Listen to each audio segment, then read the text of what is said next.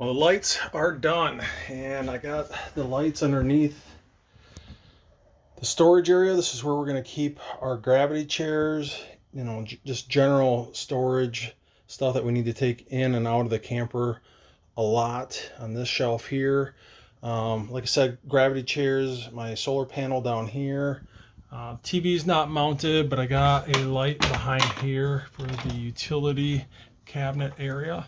So I just got one of these really inexpensive puck lights, and it's got a metal box, drilled a 2 1/4 inch hole in this plastic plate that they sell at Menards. Works great for a utility light, and less than 2 watts probably. But I got the same thing underneath here and the same thing underneath here, so 3 total, and then they're all being controlled with this light switch. And then I figured I'd do this at night so you guys could get a better idea of what this, trying to do this with one hand, the camera and the other. But I'm full bore, all lights, cabinet lights, the coffer lights around the perimeter. We are looking at 22 watts, which is really next to nothing. At 55% left on this battery here, I got 5.7 hours. And if I switch off these cabinet lights, that 22 jumps to 16, and I got 7.5 hours left with 55% of the battery left. So obviously if I was at 100, it'd be twice that amount, damn near 14 hours. With just my copper lights on full bore. And it's really bright in here. Really, really, really bright. And if I lower this down about halfway, so I would say this is probably something comfortable where we'd be chilling in the camper. And you might see some flickering here because of the refresh rate of the video. So keep that in mind. I don't see it at all.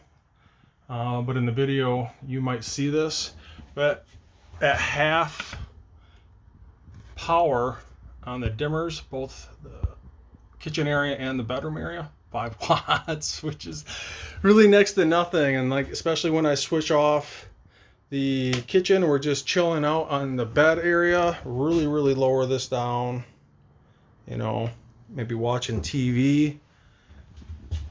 It's saying next to nothing for wattage, and it maxes out on the display here at 30 total hours remaining, and I got 55% of this battery left. So I think this eb3a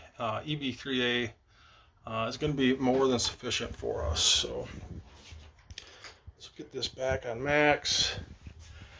Yeah, it's looking good so far. And let's see here.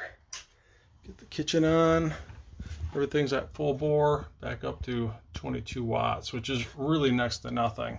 And like I said before in the previous video, this is just a really heavy duty 12 gauge cigarette lighter. I bought it, it was roughly 12 feet long. I cut it down and put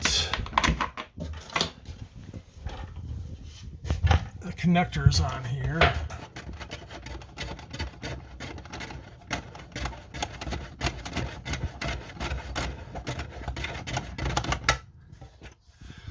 So this is coming out of the power station. I cut the ends off and got the positive and negative terminals here for the main DC fuse block. And then I got my runs coming off of that. So I got one more left to do, and that's for the water pump on the sink.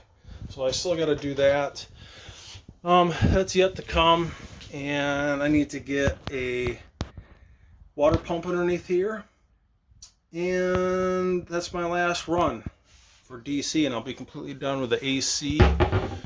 And I think I'm gonna do that next year. It's late fall here, well, mid-fall, and I think early spring I'm gonna get this water pump, the faucet in here, get that hooked up, and that's what this switch is for, which I haven't installed yet. That's for the water pump. But I'm gonna keep you guys updated. But yeah, everything is looking really, really good.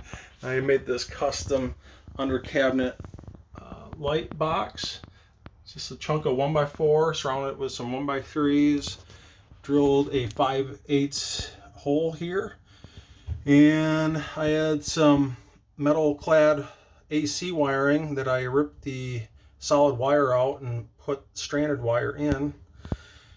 And yeah, I'm really, really pleased with it so far.